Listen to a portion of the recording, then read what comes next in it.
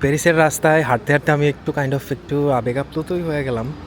এখানে আসছি আমি আমি মানে থ্যাঙ্কফুল টু গড যে আমার যাদের সাথে দেখা আল্লাহ করাইতেছে বা যাদের সাথে আমার দেখা হচ্ছে মানুষগুলা খুব ভালো, খুবই আন্তরিক। এখানে আমি কত ফ্রড বাংলাদেশিদের কথাও শুনি বিভিন্ন গ্রুপে, ইউটিউব ভিডিওতে, নানান জায়গায় নানানভাবে দেখি। কিন্তু আমি জানি না আমার খুব ভালো ভালো মানুষদের সাথে আল্লাহ দেখা করাইতেছে।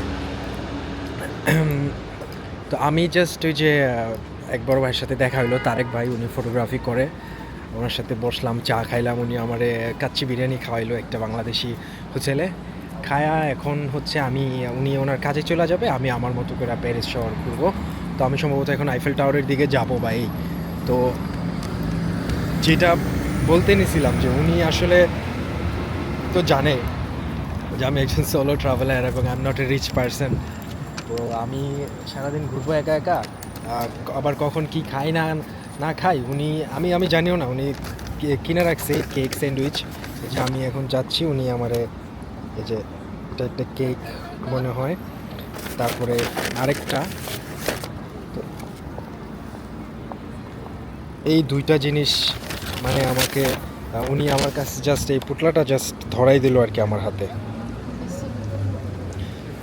মানে আমি কী বলবো, এটা মানে আমার আমার কাইন্ড অফ আমার মানে থাকে না কেমন, লাইক আমি ইমোশনাল হয়ে গেছি এটা পাওয়ার পরে, কাইন্ড অফ যে লাইক এত ভালো ভালো মানুষের সাথে আমার দেখা হইতেছে।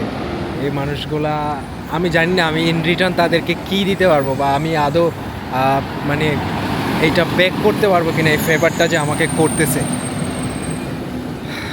আমি চাই আমি এই ফেভারটা ব্যাক করতে, আমি চাই আমি এখানে আইসা কোথাও থাকি, তারা আমার বাসায় এসে থাকুক। ইতালি তো আমার সাথে সেম হয়েছে।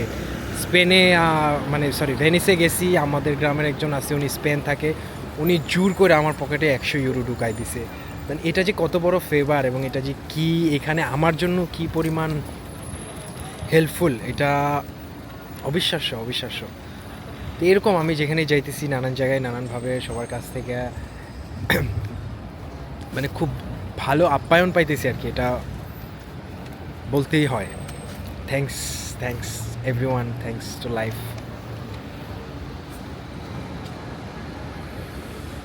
এই হচ্ছে প্যারিস, প্যারিসের জাস্ট র্যান্ডম স্ট্রিট, এখান সে